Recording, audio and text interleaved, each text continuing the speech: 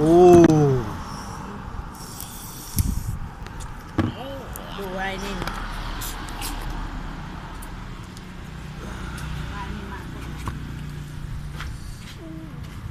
สวัสดีครับวันนี้มากินยำปีศาจว้าวผู้ตายโอ้โห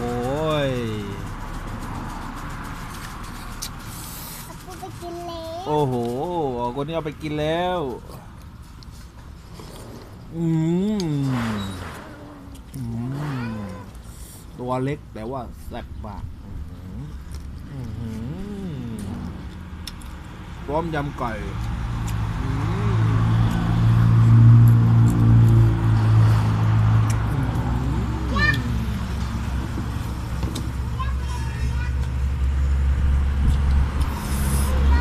รดน้ำ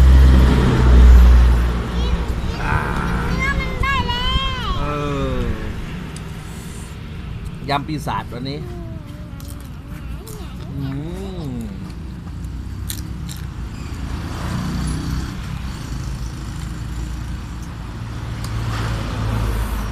กรอบ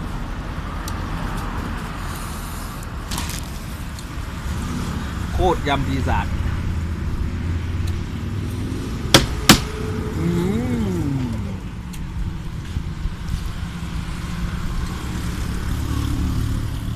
เยอะว้ายำปีศาจมีครบทุกอย่างต้องมือถึงจะได้นัวมีสารน่าเกลียดด้วยครับมีสารน่าเกลียดด้วยครับ มีลูกกั้งด้วยกินลูกกั้ง แต่มันจับ เพราะว่าเราเป็นยำปีศาจต้องกินลูกกั้ง ไปแล้วหยิบไปเลย ต้องกินกับมือถึงจะได้แซ่บอีหลีอ่ะนี่กล้ามนี่กินแบบนี้เลยไม่ต้อง ยิง กินตั้งนิ้วมาเลย นี่ขี้มัน มันจะขี้มันก็อย่างมันออกไข่มัน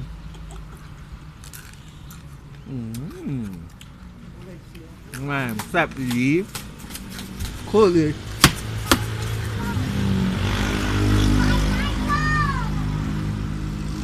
กินนักเปลือกเลยโคตรเลยปูตัวเล็กเพราะว่ายำปีศาจต้องกินตัวเล็กๆ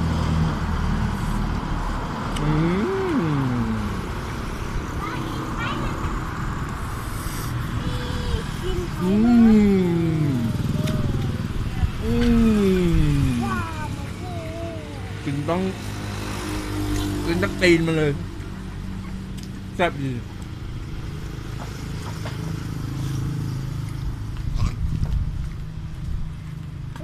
นี่ยำปีศาจต้องกินได้หมดเนี่ยไม่ต้องแกะหรอกเปลือง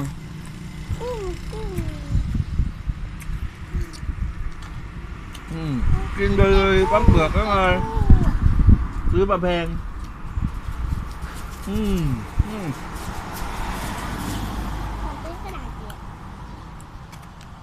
จะพิชาดไอเด็กนี่มันกินเป็ดได้มึงจะได้ไงไม่ต้องแกะไอ้หนูกินน้ำเปลือกเลยรัง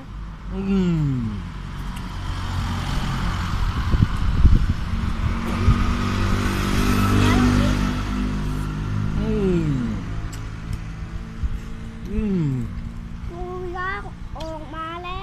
วไม่ใช่ปูยักษ์เรียกว่าลูกปูปูยักษ์ไม่มีหนังซื้อต้องซื้อลูกปูนี่ไงกั้งตัวเล็กๆกินทั้งเปลือกมาเลยพี่น้องน่าเกลียดจัง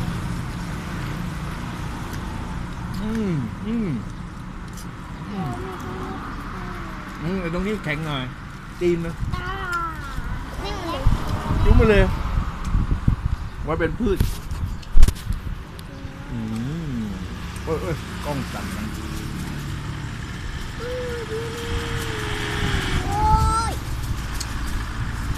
ดื้ออยู่ใส่มือดีกว่า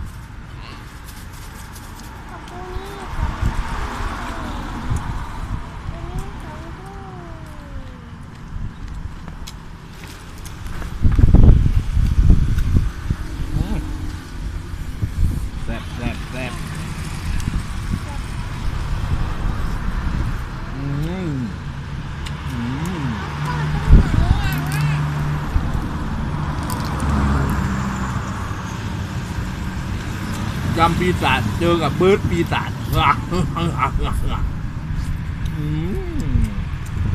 กินไก่บ้าง ต้องกินแล้วอีกสองตัว เนี่ยตัวเล็กๆแบบนี้ไม่ต้องแกะเพราะมันไม่มีอ่ะกินนั่งเปลือกเลย